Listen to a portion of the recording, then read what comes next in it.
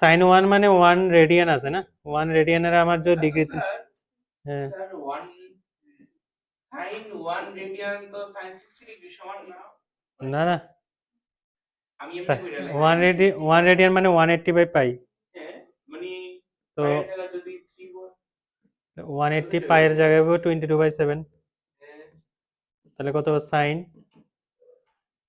180 into 7 divide by 22, 1190, ঠিক আছে।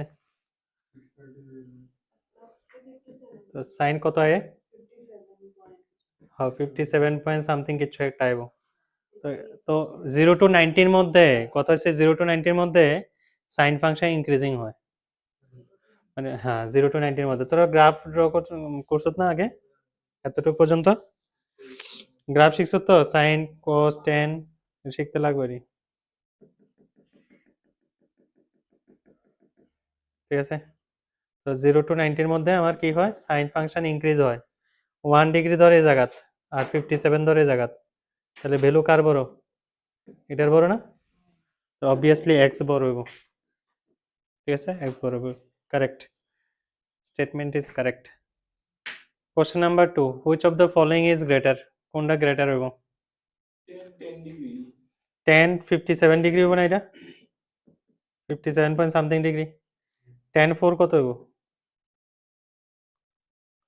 যদি 1 যদি আমার 57 হয়, 1 রেডিয়ান যদি 57 হয়, তাহলে 4 ইন্টু 57 কত হইব?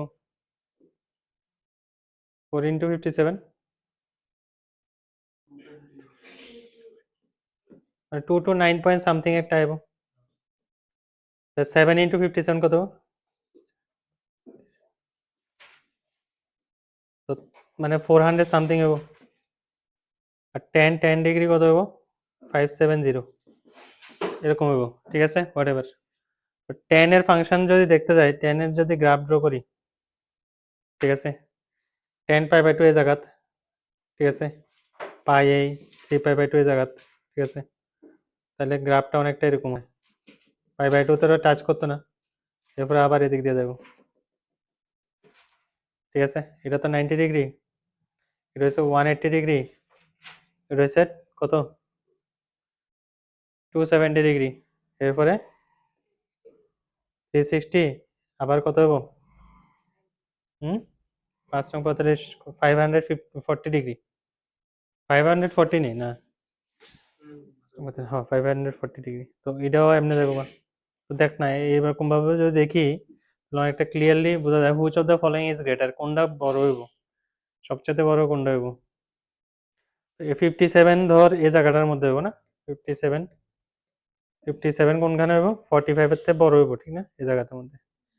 229 বা 230 হইব, 230 মানে 227, 270 থেকে কম, কত কম, 40 কম, ঠিক আছে। 270 কত, এটা তো হচ্ছে পাই, এটা হচ্ছে 3 π/2, 270 হচ্ছে এটা, ঠিক আছে।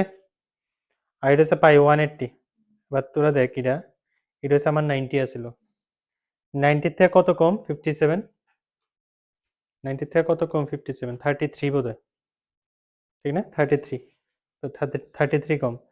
আর 270 থেকে কত কম, 230 ধর, 270 তে 40, তার মানে এটা একটু দূরে বেশি না, তাহলে অবভিয়াসলি 10 1টা একটু বড় হইব ভ্যালু, এটা বড় ভ্যালু দিব এটার থেকে, ঠিক আছে।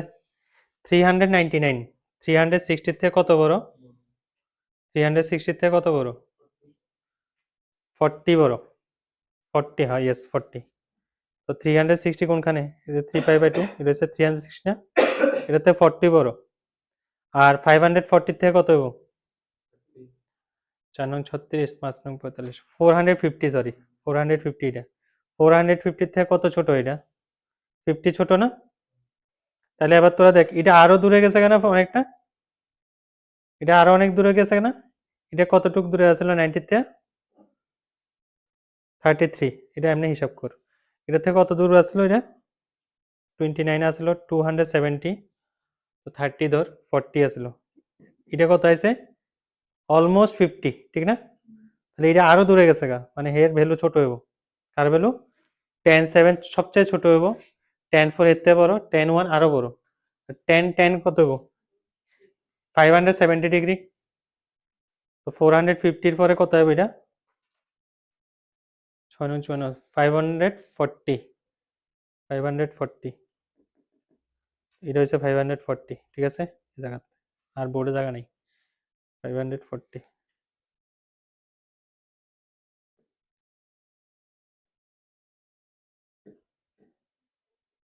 ওকে 540, ঠিক আছে?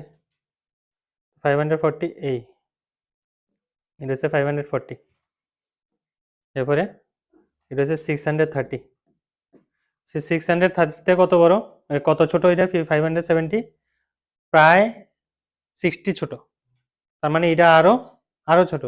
তার মানে ক্লিয়ারলি বোঝাইতেছে tan 1টা সবচেয়ে বড় হলো দিব। মানে আমি লজিক্যালি দেখালাম আর কি, যে গ্রাফ ড্র করে কেমনে তোরা হিসাবটা করবি, ঠিক আছে?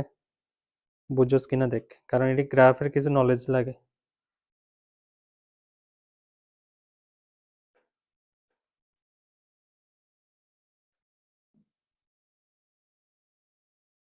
ঠিক আছে, তাহলে আমরা যদি অর্ডারটা যদি দেখি, tan 1 সবচেয়ে বড় হইব,